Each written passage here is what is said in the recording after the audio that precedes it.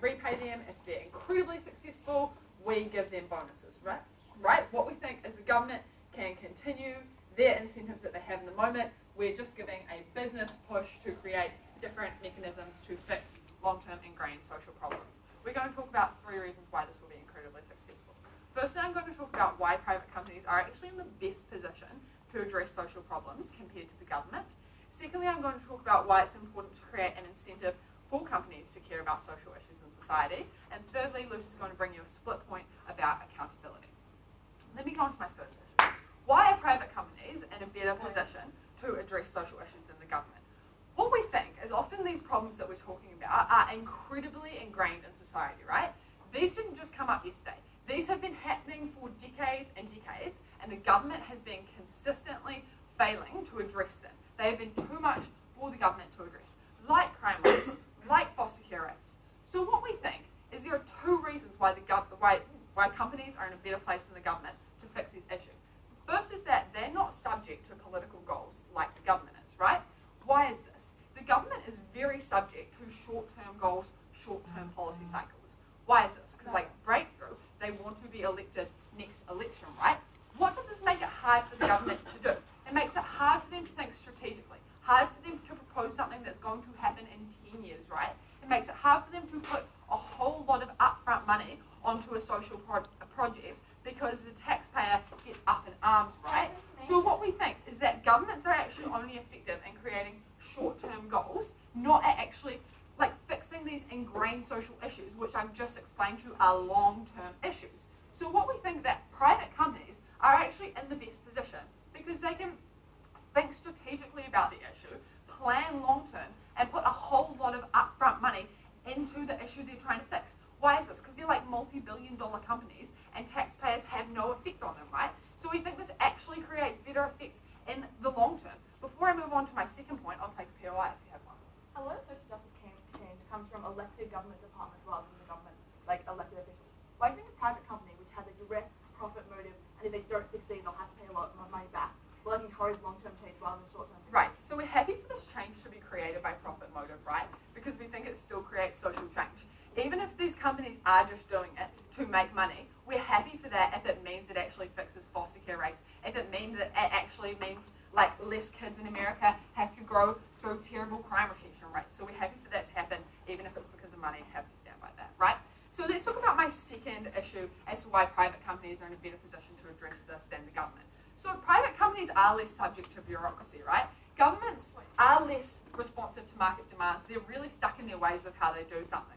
But we look at private companies and what we see is they're less traditional. They can be unorthodox. And this can be more effective for the issues that we're talking about because these are ingrained social issues, right? It's clear that the traditional ways of fixing them actually haven't worked. So maybe it's time to be a little bit unorthodox about this. And we think private companies are the people who can take that risk, who can make that happen, right? So what type of like unorthodox, risky little things are we talking about? We're talking about things that private companies have access to things that potentially governments don't have, right? Consultancies, different expertise, more understanding about specific things, right? They can take a risk because all they're losing is potentially money when there's a whole lot to gain. What the government is losing is they're losing voters. They're losing like people re-electing them, right? That's really harmful for them because they want to be re-elected because they're the government. We're talking about like multi-billion-dollar companies, right? When we're talking about these incredible social issues that are actually affecting people's lives, we need to find a solution. It's not enough to just say we're going to stand by what we've done for years and years. We have to be unorthodox because this is affecting people's lives. We have to create tangible change, right? So let's talk about, secondly, why we think it's important to create an incentive for companies to care about social issues. The companies we're talking about are like giant investment banks. They're like global healthcare companies, right? And it's really important specifically that these companies care about social issues. And yes, right, they only care for profit, and that's incredibly bad. But no, it's not, right? Because if that's creating effective change, we are happy to stand by that. So who does this actually affect? Let's think about this. Let's think really clearly. Who it affects is people who are minorities, people who are in lower socioeconomic groups. Why is this? Because the social issues we are talking about are ones that unfortunately have a disproportionate representation of people in minority groups and lower socioeconomic groups. Let's have an example here. teenage crime rates in America, where it keeps happening again, what happens is people, unfortunately, who are in that group are African American males, right? What this incentivizes, it incentivizes global companies to actually engage with these minority groups and actually try to create tangible change in their lives instead of just ignoring them. I'll take a POI. Point. Do you think that companies will use this for their own goals? For example, contracting private prisons who may just hold people in for longer to reduce recidivism rates in the short term? Right, so I don't think that'll happen necessarily, because what we think is that the government will keep a close eye on what's happening. We can see this has happened in New Zealand, where the government's pulled up the private prisons for doing bad things. It's been all through the newspaper. As soon as it found out that that private company was doing something bad, we have upturned that. That's not happening anymore. We think that's not feasible, right? So as I was telling you, the people that these private companies most affect are the people in society that need the most help, right? So what we think, that instead of governments, as Lucy's going to tell you about, who don't have all that much accountability to actually create change, what we think is this increases accountability in a way that minority groups and people in lower socioeconomics have their lives affected, because these companies are forced to engage with them to actually change the issue that they're trying to change. And yes, they're trying to change it to get like the bonus and the repayment that we're going to give them. But we think at the point where that's actually going to change the life of a minority group, of somebody in a lower socioeconomic area, we're incredibly happy to stand by that. We cannot continue doing the things that we've failed to do for years. Give it to private companies, make the change.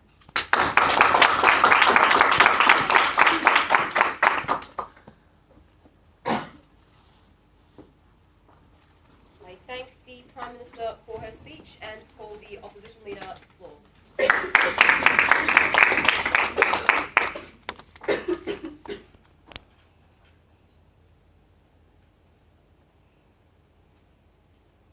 Madam Speaker, the Prime Minister wanted to say that the government was somehow less accountable than the huge investment mags who have no ties to the public and who, if they fail these projects, can just walk away without any ramifications in the future, regardless of the societal harms they cause. That was never going to stand in reality.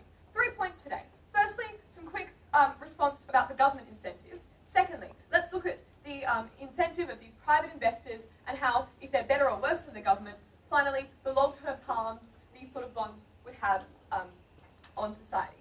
First, let's look at government incentives. They wanted to characterise the reasons why governments have failed over and over again is because they're just so incompetent. We think there is something to be said that that's perhaps not entirely true, and issues like poverty and crime are just immensely difficult projects. We don't think that necessarily means that governments are just huge and incompetent.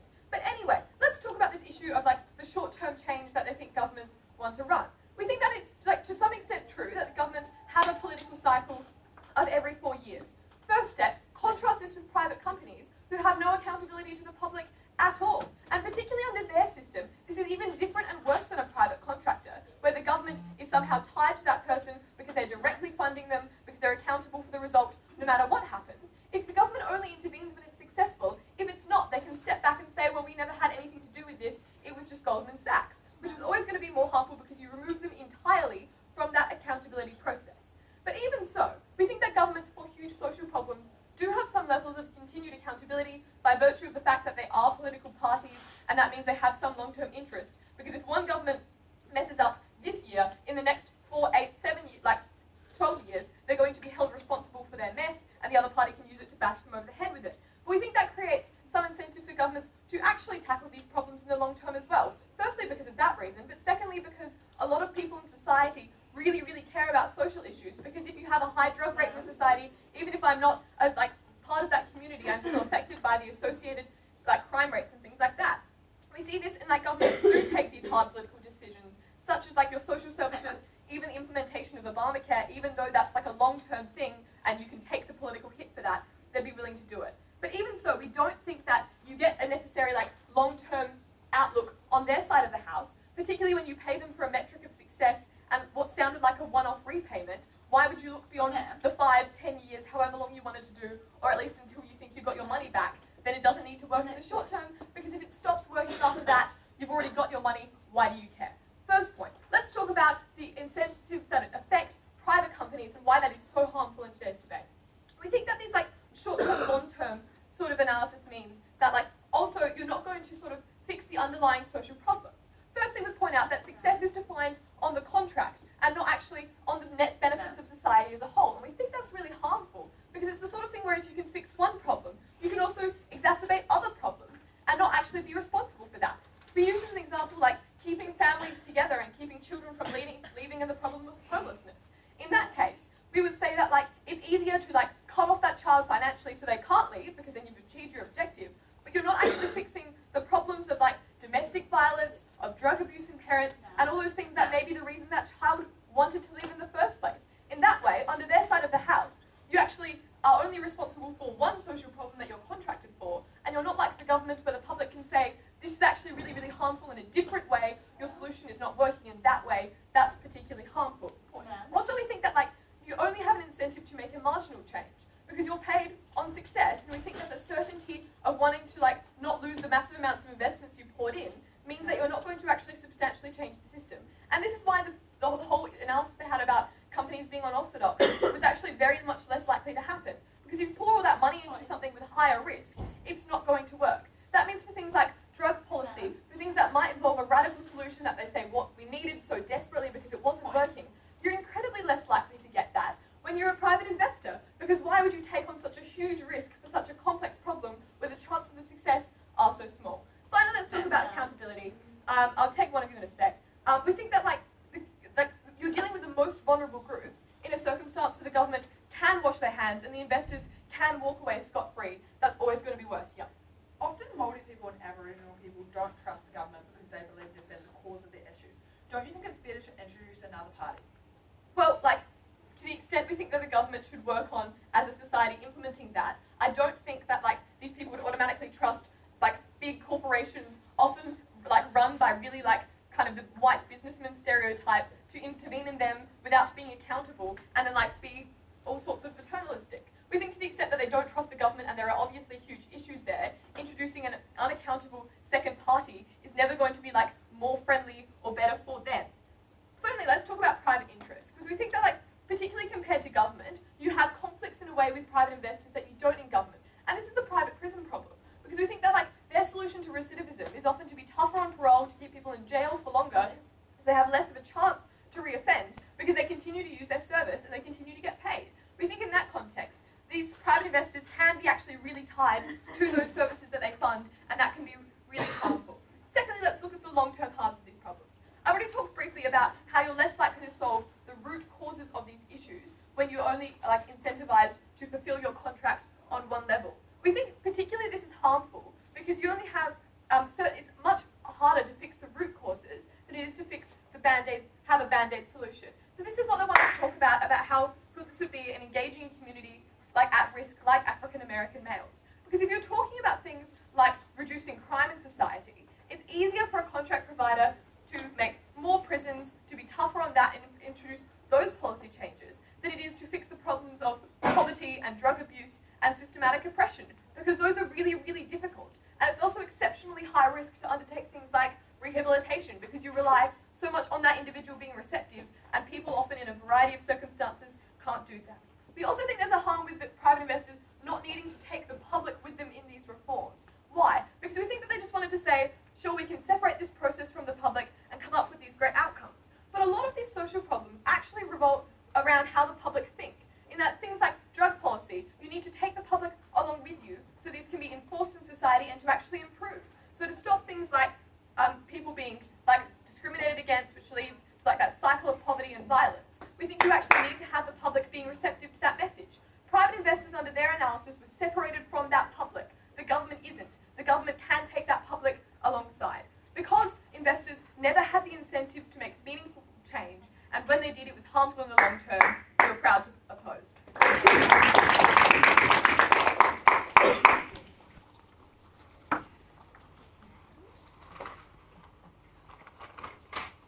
I thank the opposition leader for her speech and call the Deputy Prime Minister to the floor.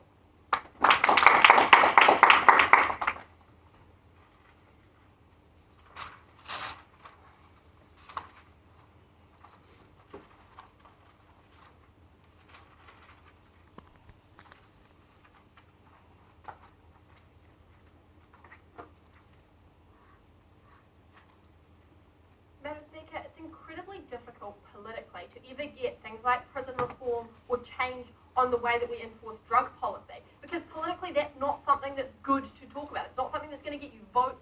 Spending money on prisoners or drug addicts is not something that will ever get you elected. That's why we think politicians often have an incentive to think short-term on these issues, to do things that look like they're addressing the problem, but often don't go to the root of that. They don't think in the long term, and they're unable to put up the large amount of investment up front that's needed to address those in the long term. We think we change that incentive set when you give private companies and private investors the ability to do that instead, because you're able to set contracts on 20 or 25-year terms in order to get results for those. I'm going to talk about three things in the debate. Firstly, a couple of points of rebuttal about whether governments or companies are best able to address these problems. Secondly, whether companies are going to fix these problems in bad ways, like Soraya wanted to tell you. And then thirdly, I'm going to look at a substantive point about accountability, why I think it is so important to provide that through private companies. Okay, are governments or companies more able to address the kinds of social issues we're talking about in this debate? So things like crime rates, things like keeping children and families, things like rates of drug abuse. What we told you is that you give companies an incentive to have long-term thinking because they aren't subject to 3-year or 4-year political cycles. They're able to put a large amount of money into a project that isn't going to see results for 10 or 15 years. It's much harder for government to do that because putting like millions of dollars into like prison reforms that won't have results for 10 years is really likely to get you voted out in the next electoral cycle. We think companies, on the other hand, do this all the time because you're talking about investment banks that have literally billions of dollars. They're able to put an investment into something knowing that that isn't going to pay off for a significant amount of time, but it is going to pay off because they're able to track what the impact of that is likely to be. They want to tell you, oh, politicians do just like take the political hit all the time. Like, that's untrue, right? The example they wanted to give you was Obamacare, which just about brought down Obama's presidency and is causing like giant headaches for the Democratic Party as a whole. It's one of the very, very few examples where you could ever say that a party has taken a political hit, and it's doing them massive amounts of harm at the moment. Political parties don't want to do that because Soraya's right that it tends to screw them over not just in the next election, but in the next like 8 or 12 years because people are upset that they put money into something that didn't see immediate results.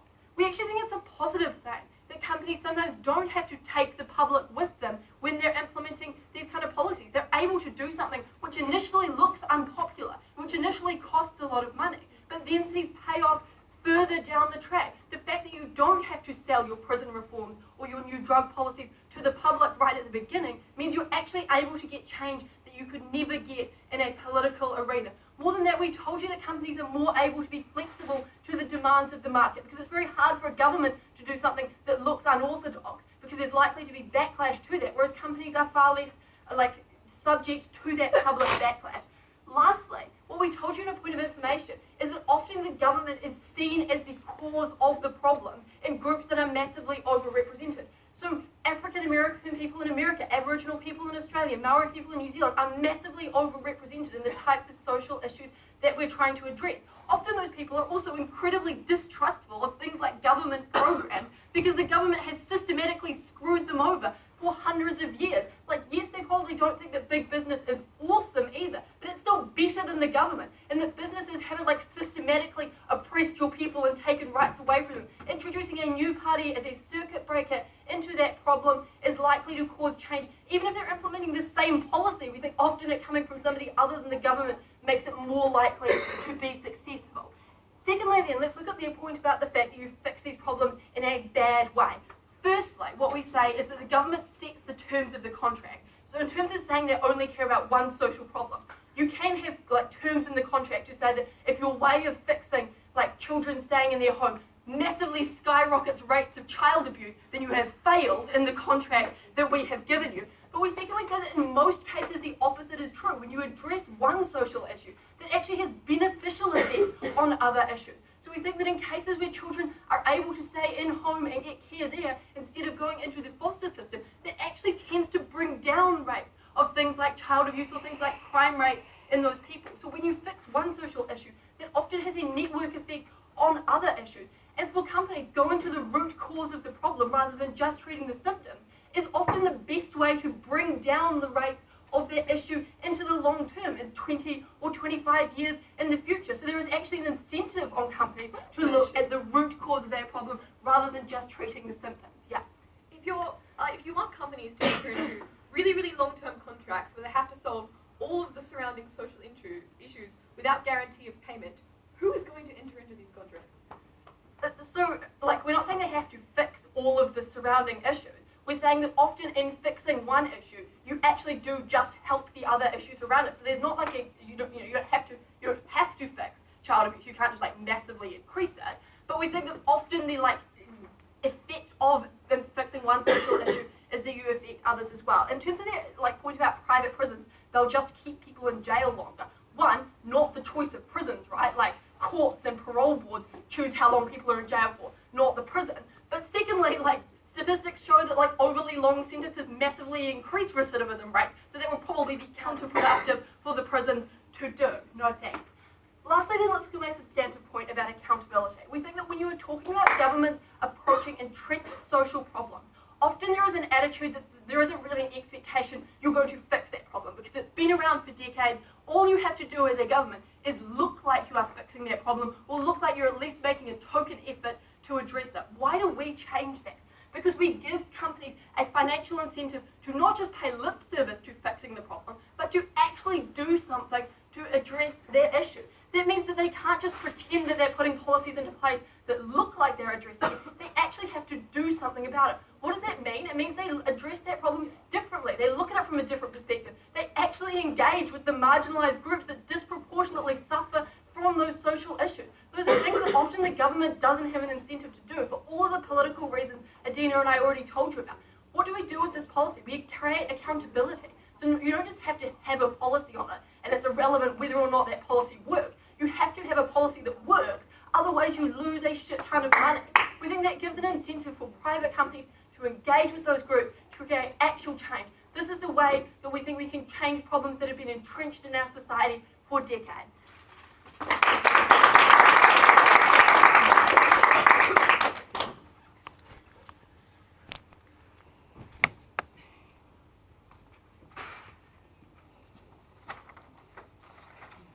Thank the Deputy Prime Minister for her speech and call the Deputy Opposition Leader to the floor.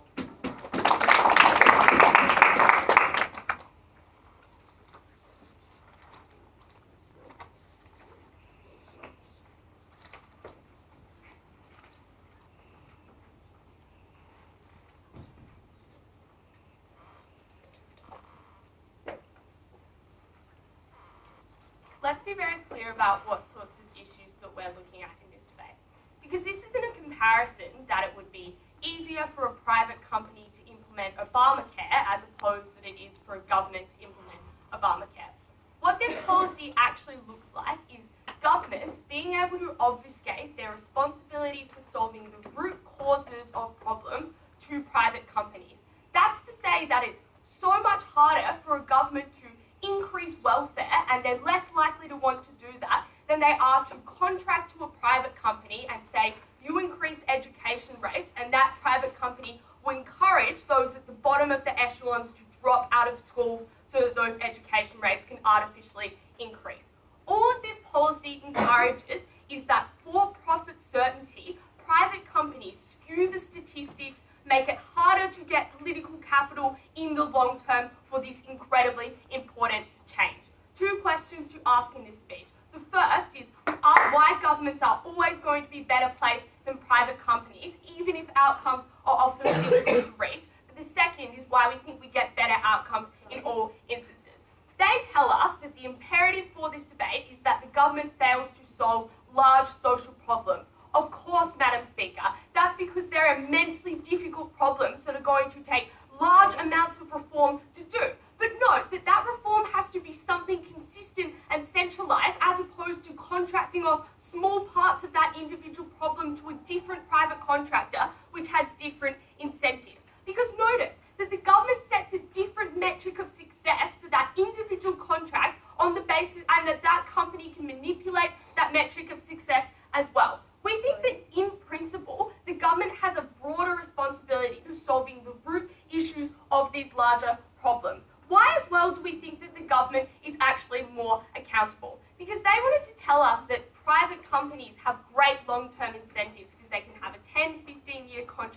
get those results. What they actually want in the long term is certainty, Madam Speaker, which means private companies don't actually have this incentive to innovate, don't actually have a greater capacity to implement more reformist programs than the government wants as well, because they're simply going to want to secure a marginal change, because that's more likely to give them a return than a big project that may fail and will see no return on that large upfront investment. But governments absolutely do have long-term incentives, and they absolutely do have greater capacity to do research on that. Like, governments, it's just a lie for them to say that private firms have access to consultancies, but governments don't. Like, Madam Speaker, governments have so many more public agencies and so much more awareness of statistics and broader problems than private companies do, which have a very limited and often very ideologically skewed slope to that as well. But also, governments are condemned for their actions long term in the future. Like, people look back on policies such as the White Australia policy and condemn the government of the day for that particular policy.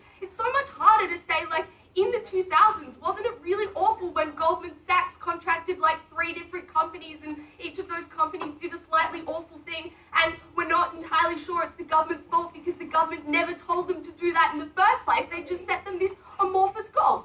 Governments absolutely do want to be able to say at the end of the Obama administration, look how good the Democrats were at solving this problem of recidivism and solving this problem of African American poverty. We think that that's absolutely true. But notice as well that they say that private companies don't have this threat of backlash. Exactly, which is why it's very easy for them to make an incredibly poor decision. But also, if you're worried about backlash, often these companies are very much in bed with the government politically. That's why they're going to be getting those contracts in the first place, which means they're not likely to want to do a big project that is probably going to fail, because it means they won't get those policies they want in the future, they won't get those contracts in the future. They have absolutely no incentive to innovate, Molly. We know that programs like Teach for Australia are doing a lot of good for kids in poor rural areas. Wouldn't they do even more with the backing of a large corporate sponsor? It would be awesome if the government administered a program such as Teach for Australia, but I think that Teach for Australia is a great program, but I would actually rather the government invested in rural schools and invested in difficult high schools and invested in low socioeconomic areas. Maybe it could increase welfare in those areas. Maybe it could put conditional places on universities to send teachers out to those areas instead of relying on particularly wealthy students who have lost their aspirations to choose to go into that. If you had some consistent goal and some consistent charity, sorry Jessie, I think Teach for Australia is obviously very great, but I would much rather the government fix that policy instead of being well, we don't have to fix it because Teach for Australia is doing a pretty good job at changing those statistics, so we don't actually have to make any sort of long-term change in the future. Because notice as well that a lot of these changes actually require the public to come along with that change. Because it's pretty easy to say that you're doing something to address domestic violence, and for private companies to say to police officers, we want you to be more likely to lock up people or more likely to charge people when you hear an instance of domestic violence. But it's much harder when you don't have this big public campaign that the government is doing at the moment to say that we should stop Chris Brown coming to Australia because he committed domestic violence. We should pledge $100 million to domestic violence because this is something that Australian men don't do. And the reason why that doesn't come along when you can simply obfuscate that responsibility to private companies is because governments, it's a difficult decision for governments to make. But when that political pressure gets so much that they have to make that decision, that's something we'd much rather have. Because they wanted to talk about minorities. And let's talk about how this actually screws over minorities. Because when you're talking about things such as recidivism rates, it's much easier for a private company to just increase policing in small communities and increase policing in African American communities as it is to actually make change to drug laws or change to the legal system, which only the government has that capacity to do. And notice that limits your long-term capacity to actually change that legal system when you start to skew those statistics and skew what's actually happened with those problems. But it's just a lie as well to say that minority groups feel so much better about private companies than they do the government. They probably feel bad in both instances, but they'd probably much rather a government program that says, we will give more welfare to African Americans and we are committed to solving the problems you have in your communities, as opposed to saying, we we've invested like X $100 million at somewhere. Hopefully in 20 years' time, we'll see a change in these communities, but there's no consistent approach. Madam Speaker, there was no way that they were going to be able to guarantee that private companies had all the solutions, but they absolutely did not have the right incentives. We're very proud to oppose.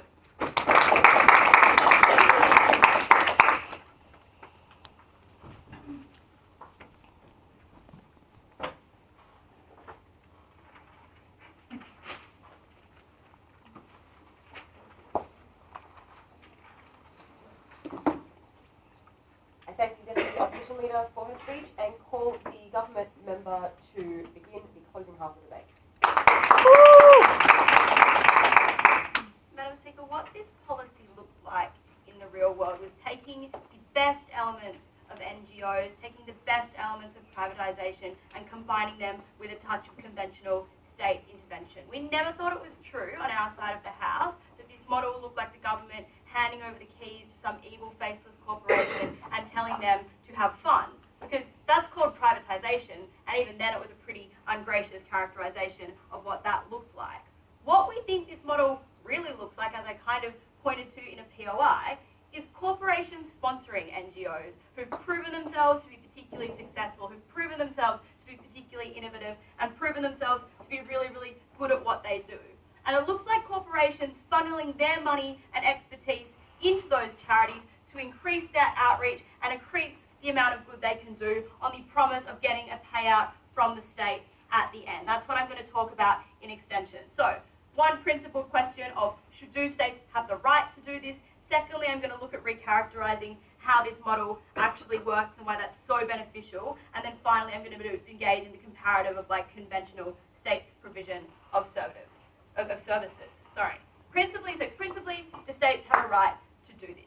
First thing to note is all Zoe's analysis was premised on the notion that this was like a total obfuscation of state services. We actually think you still get both, right? We think absolutely your state probably maintains control of your police department, but then you also have like members of an NGO or like even some weird privatized created force engaging with those police people, but also people on the streets so that those services can work together, right? So we didn't think it ever was a total obfuscation of those services in the debate. We think they had to do more to prove that these things were mutually exclusive. Second thing to say was that we thought the calculus we should adopt with regards to these things was always a utilitarian one, right? If we could get more good on our side of the house, we thought the state should do that. Because insofar as they wanted to say that the state had an absolute right to kind of, or like an absolute obligation to provide those services, then the state probably had to be doing that under the status quo. And at the point that they weren't, we thought we should maybe shift to that utilitarian calculus instead.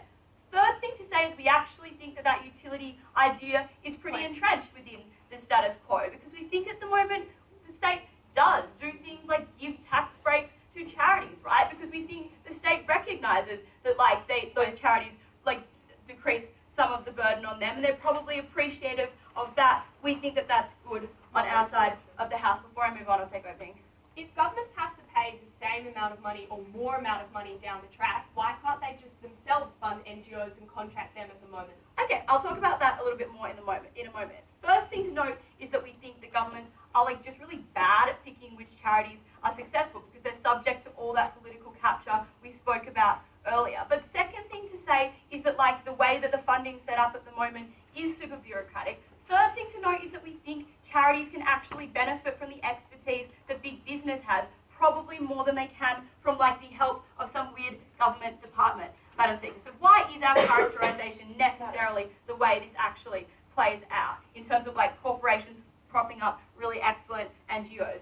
One, we think the info slide vaguely told us it looked like that, but secondly, we think it makes intuitive sense, right? Because we think that is often the calculus that big corporations make.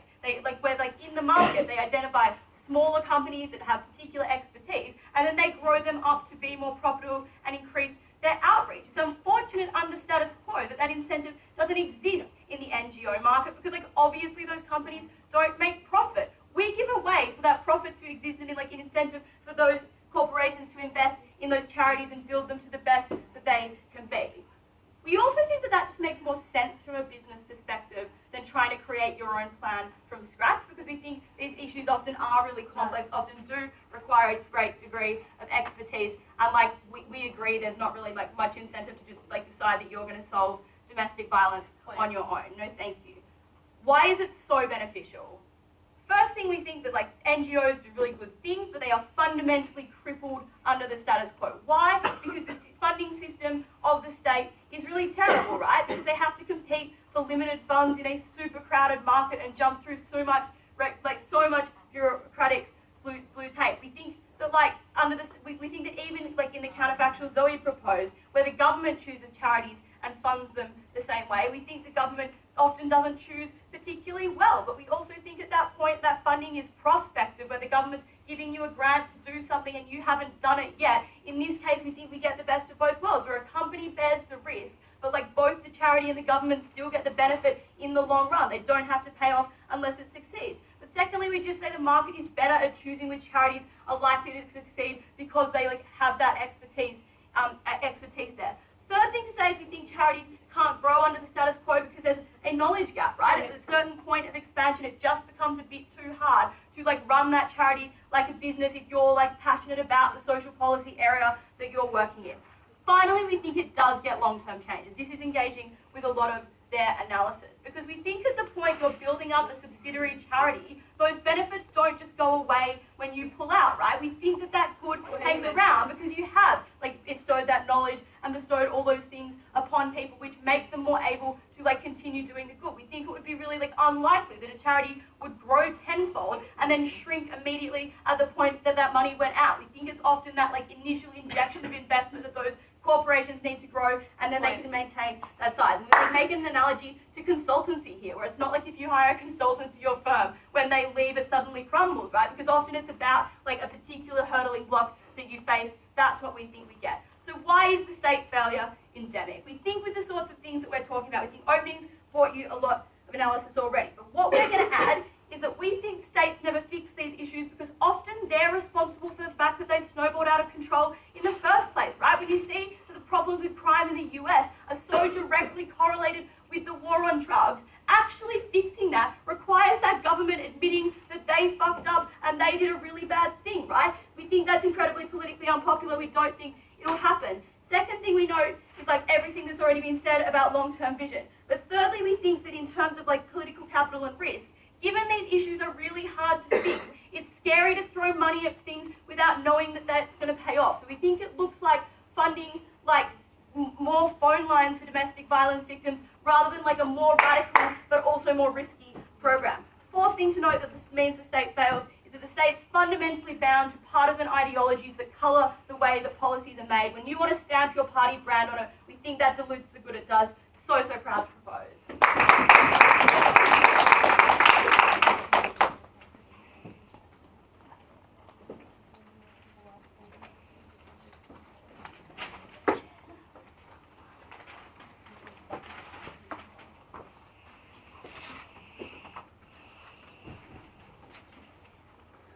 Thank the government member for her speech and call the opposition member to the floor.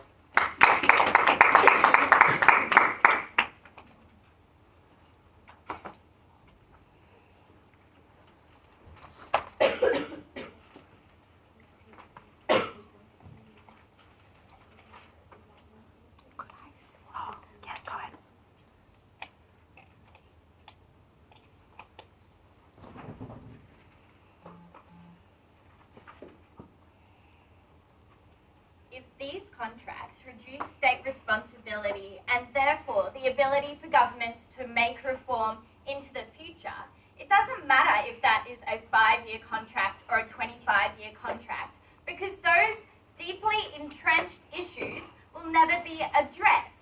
Those deeply entrenched issues are the ones who harm minority groups the most. We think that because you'll never be able to address those problems with a company, we think that that is why this is going to be the most important contribution to this debate. 2 questions then. How does this reduce state responsibility? And secondly, how does this result in the wrong kind of initiatives? Firstly, on state responsibility. So we've already heard a lot about why the government may or may not be best placed, but what we bring you here is 2 new mechanisms. So firstly, we think that one of the reasons why the government is best placed is simply because they have a mandate from the people. We think that's really important because you can't just transfer that mandate along with a contract. That mandate is like inherent to the people who represent you in Parliament. We think that when you elect that person to Parliament, you're signing up for those reforms that you want them to make.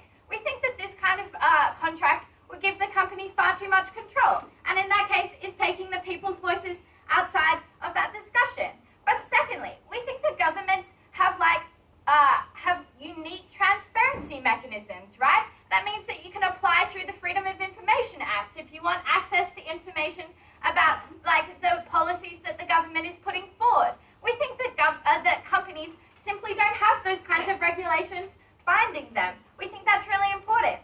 So what happens when you take away that responsibility and simply palm it off to a company?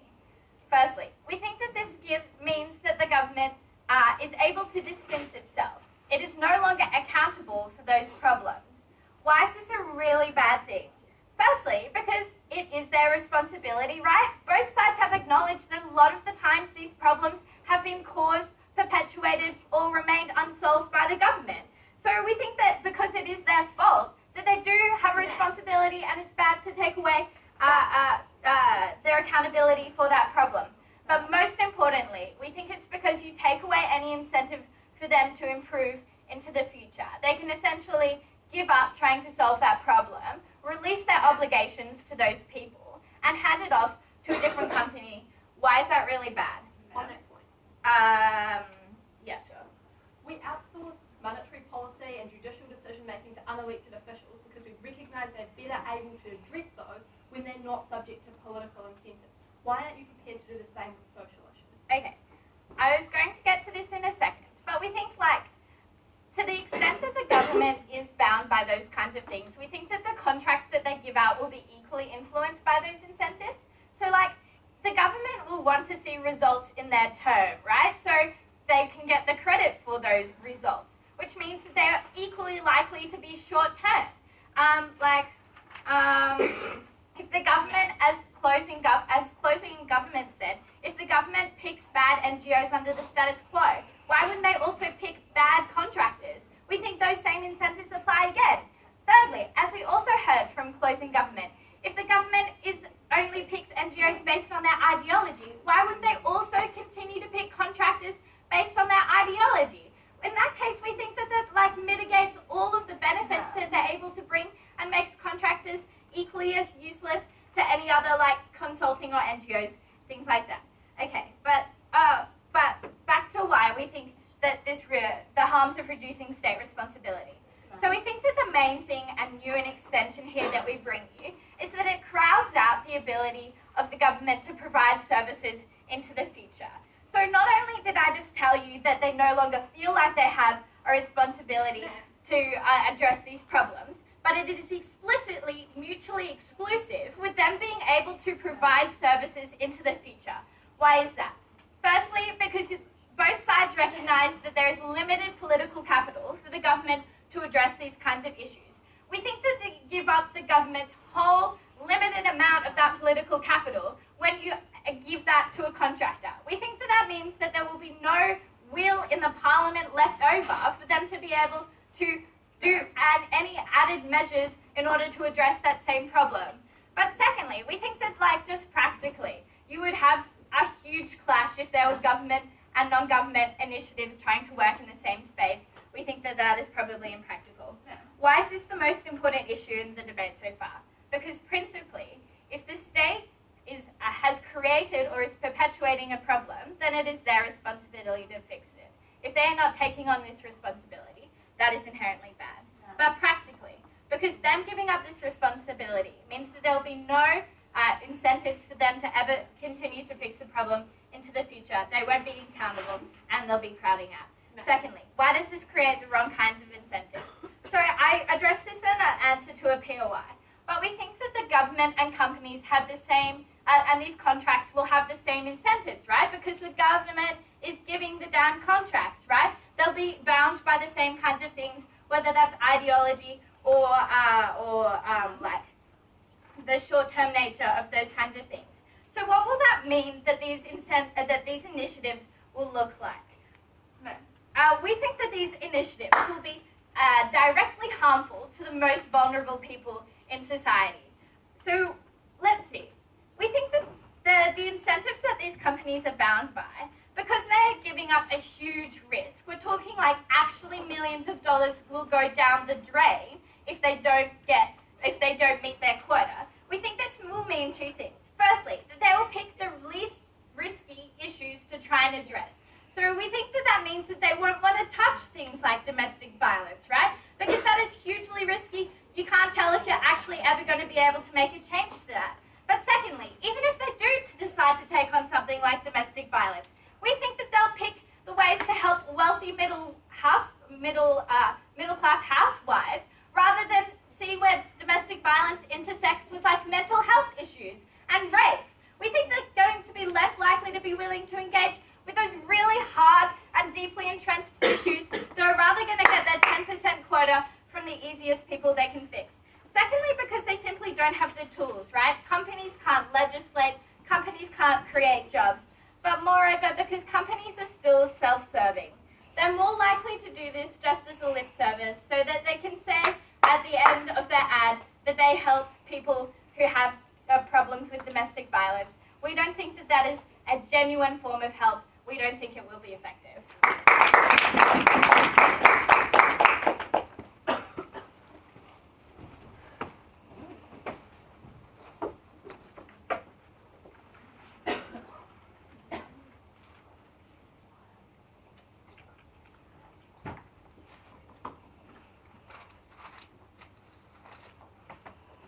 I thank the opposition member for her speech and call the government whip to close that bench.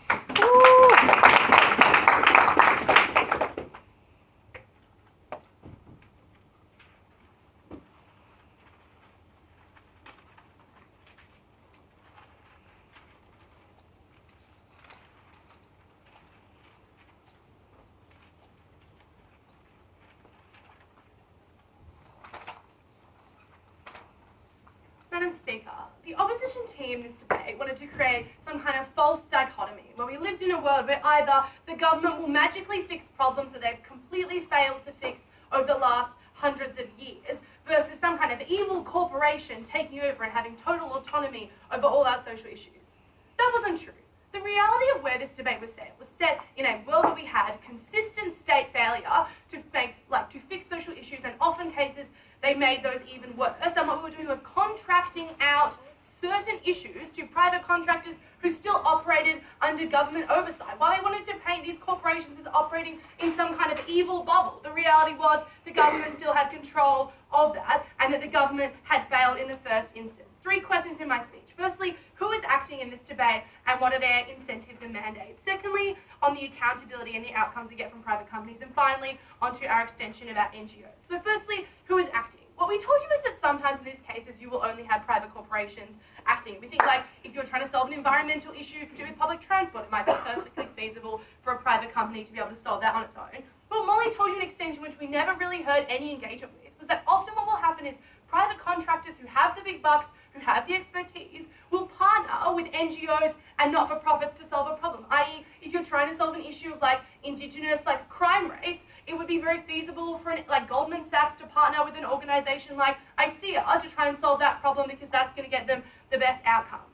What we heard from closing off was these companies don't have a mandate, you voted for the government, you signed up for them to commit these reforms. Firstly, we just ask, if you voted for a government for them to reform crime rates, we don't really see why it's an issue if, they contract that out to a company and achieve those goals versus, the government does it themselves. I don't think the general population cares who does it as long as it's done right, especially given the government already uses consultants. But furthermore, we tell you people don't elect the government on these platforms. We have told you all down the government bench that no one votes on prison reform, no one votes on domestic violence, no one votes on Indigenous welfare because those aren't issues that are politically popular because the average white person in Australia doesn't care about those things. We also think that if you push the government, push parties to push that kind of mandate, what you get is them being elected for a tough on crime policy, which is really, really damaging and has proven to fail. That's why we think it's better you contract this out.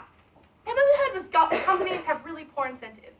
Let's look at the incentives again. Firstly, we think a much shorter term incentive structure, right? Because they want to be elected like immediately. Like Zoe wants to be like, oh no, but we remember the White Australia policy. I couldn't tell you which political party brought in the White Australia policy. I don't think anyone is holding them to account about that now, right? We actually think it's more of a short-term turnover, particularly when you have party leaders changing. It's easy for them to distance themselves from that fact. Secondly, we think it's all about electability. That means that they're risk averse. I mean, they're necessarily never going to go after policies that might be bad in the short term, things like a carbon tax, like whatever, that might look really bad in the short term but will have a long-term benefit, because no one, like in 10 years, is going to be able to re-elect Julia Gillard, even if that policy was good in the long term.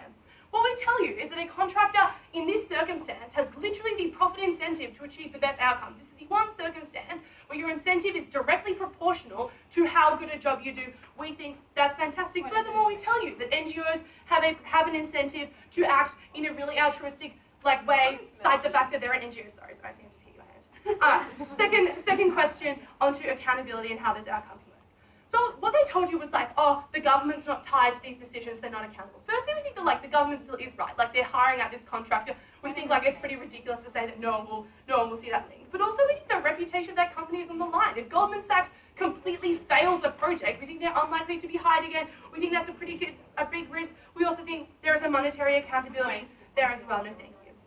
And what we heard was companies will only ever pursue marginal benefits. A few reasons why they won't. Firstly, their financial incentive, bigger payout, bigger, solving their problems. Secondly, we think that often the solutions just aren't that crazy. Things like solving prison rates, the solution is often just investing in more rehabilitation, having more community processing. The reason why that doesn't happen is because that is politically unpopular, because the society at the time wants a tough on crime approach that's really damaging. We think when you're able to contract that out to a private company who can pursue that, who doesn't have that political pressure on them, you end up with the really great solutions. We also think that you're just able to pursue a more risky goal because you have that financial incentive at the very end. Alright, then when we heard, actually, yeah, sure. About 2 minutes ago, you told us that these companies have some accountability because they're still tied to the government, because the government still has that responsibility. If that is true, how do they not also wear all of the political pressure that prevents the government from doing those reforms? Because they're not being elected. Because Goldman Sachs isn't held accountable to the people. They're under a government control system. That was the nuance, was that everyone would know if they fucked up. But the difference wasn't that people were electing them on that kind of tough on crime motive. It wasn't that Goldman Sachs had to come out and make some big bullshit statement about cracking down on criminals or whatever, like a state premier might have to do. That was the nuance that you guys missed all down your bench. Alright, then what we heard was that they'll skimp on other areas. We think firstly it's just very hard to just keep people in prison or do things like that. But also we tell you that as Molly told you, NGOs have an incentive to not just fuck over other people in society and actually make sure that everyone's doing well. Alright, then what we heard from closing was that it will crowd out other programs. Firstly, we think that given these are retrospectively funded, it means that you won't actually have that happen because they're contingent on these programs being successful. Secondly, we also just thought it was intuitive the government wouldn't hire out a company to solve domestic violence and then also have their own initiative to solve domestic violence. That would probably be a bit ridiculous, and they probably just wouldn't do that. They would do one or the other. You wouldn't have this crowding out issue. Alright, then what we heard from closing opposition again was that you would never be solving deeply entrenched problems. Firstly, we never really understood what this was. Domestic violence, the deeply entrenched problem we have is the patriarchy. If we are going to sit around and wait for the government to fix the patriarchy, we are never going to have any short-term benefits to domestic violence, right? We also told you that it's never going to be popular for the government to take on these issues. That's why you contract them out to companies like Goldman Sachs. Then when we told you that model, which we literally heard no response to, was why it was better for private companies to invest in NGOs. We told you why the government is often very bad at choosing NGOs, because they face these pressures to select them based on political motives, not just based on who is best like the market would. We also told you that private corporations have all of these expertise that are really beneficial to NGOs. We used the example of Teach for Australia being funded by a private company who can provide them with more support than the government ever do. We also think the really good thing is that the company bears the total risk. So an NGO that has very little funding can now go after that bullshit, exciting, risky solution to crime rates without that monetary risk of that failing. We think that means that we end up having an excellent work between NGOs and private companies on our side of the house. The reality was, the only way we were ever going to fix state failure was by trying a new solution, a circuit breaker solution that empowered NGOs to work with private companies to fix problems that the government just never was. I'm proud to propose.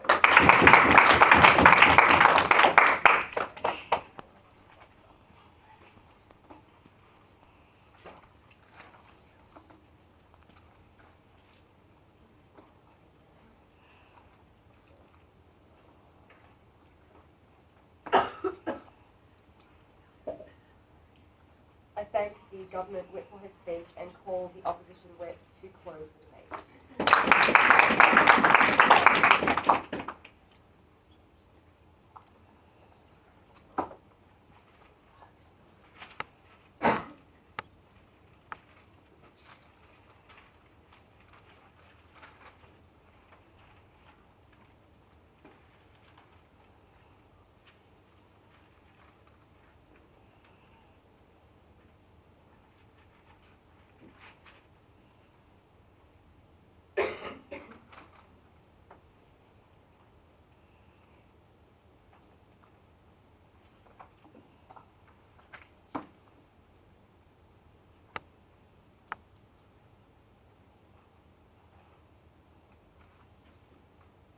The problem with the Gov bench is that all their benefits of creativity, of long-term change, and all those kind of things would never eventuate when getting paid is contingent on succeeding. Because you never had an incentive to tackle homelessness. You had an incentive to tackle a symptom, like providing soup kitchens. You never got to the root of the problem because you would never see the results that you relied on to get the money. When the easiest cured symptom is what you can easily fix, you will only ever deal with that. You will never risk possibly failing. You will only deal with easy things.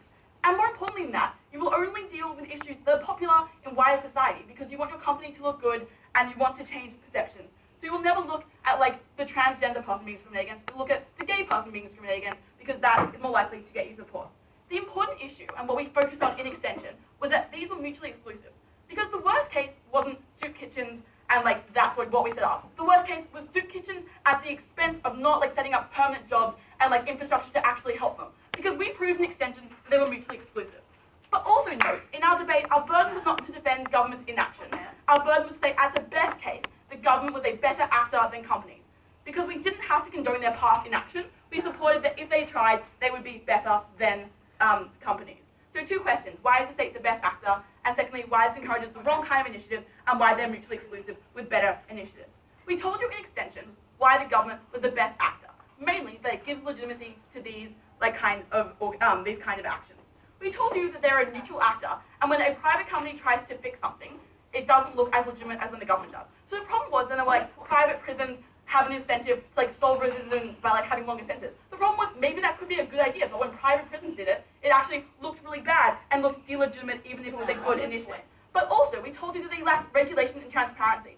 OG told us they were less subject to bureaucracy, and that can mean they were more creative. We actually thought this was a harm, since it didn't look like the right kind of change. It looked like delegitimate change. We thought this was harm. But also importantly, we told you extension that the government had a mandate from the people, and this gave them legitimacy. We told you that another reason why companies wouldn't lead to perception changes was because they had no incentive, while the government had the incentive to directly change people's minds and cater to perceptions. But also, we thought it was important that the government had a mandate, because when a company enacted change, it could actually lead to backlash and worse perceptions of these people, since it wasn't seen as legitimate. We then told you about the crowding out effect and why they were mutually exclusive, because when the government thought that the private sector was handling it, they didn't feel a need. This was actually admitted at the government whip, who said the government would never have an incentive to initiate their own initiatives since someone was already dealing with it. That was the entire problem that we brought you. We thought that was a really bad thing when the government is capable of producing better change, which I'll get to in a second, but also it was the government's responsibility to deal with things. We thought it was really bad when they handed off to someone else. The closing government tried to tell us the government can't do long-term change. We told you in the POI from the very start that it wasn't elected MPs, but also government departments who weren't elected, therefore they could do change. But also, we told you that parties don't just care about one election cycle, they want to stay in the long term, which means they actually have more incentive to cater to the long term to stay elected. Because when they're trying to solve domestic violence and have an initiative that takes 10 years, people are more likely to keep them in so that the initiative is seen through and there's long-term change. Opening government told us that private companies are better because they're not subject to political goals. We didn't see why the solution of not having an election incentive was provide a money incentive. We asked you in a POI why money would provide a better incentive, and they were it's okay if they're incentivized by money. The problem with that is it encouraged all the same short-term focuses and all the same focus on easy fix solutions rather than long-term things, because you literally only got paid if you succeeded. That means that people would do short-term things. It was the same incentive as getting re-elected. It was literally not going to change for the long term. But also people wanted money sort of war incentives to focus on the wrong things. We thought the government was better since social justice initiatives could actually become really popular, and saving refugees could actually be a really good campaign to stand for, and you could paint it in a way. But also, I openly told you that companies would create policy change without perception change. The mechanism we brought in extension was literally what OG told us. The politicians want to get re-elected. Therefore, they have a direct incentive to change perception important because when you went to fix domestic violence, it wasn't changing the law that actually made people think that domestic violence was a problem. It was the discourse that followed that. It was the government persuading people this was something we should care about and something that was really important. When OG said it's good that you don't need to sell your policies since people will get on board eventually, this was a fallacy. People just don't change their mind when you don't discuss it, especially when it's coming from a delegitimate source like companies instead of the government. The way you get changing perceptions and long-term changes is when you actually have to engage in dialogue and convince people because you want to get elected on that platform. When you make refugees or domestic violence a centre issue because there's something that's really important. We proved in this debate that the comparative was government or companies, not both. Because of that, we told you it was always better to have the government since they were transparent, able to control the message, and actually lead to perception changes. They gave legitimacy to this change so it wouldn't lead to backlash. And also they had regulation which made sure that it was legitimate change. I'll now accept opening. Are the public more or less likely to support rehabilitation programs in prison when they have to directly pay for it, when they only pay when crime rates go down?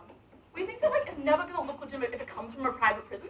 We think that even if it's a good initiative, you'll think these centres are worth whether they are or they aren't because it's not a neutral actor. The importance is the government is elected by the people, so it looks legitimate. We think that's really important because it means that if it's a controversial policy and you engage in discourse, you're more likely to convince people. Secondly, in extension, we told you it's the wrong kind of initiatives.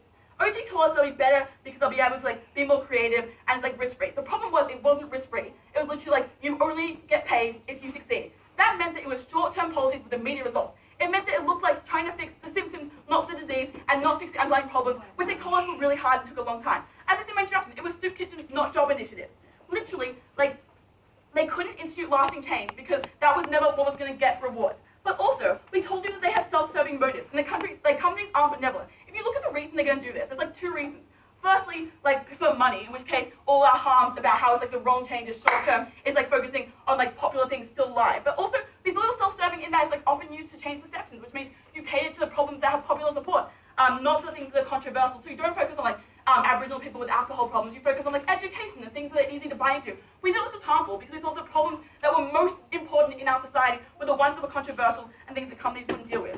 But also note that companies care a lot about their image, so they would never ever deal with controversial issues.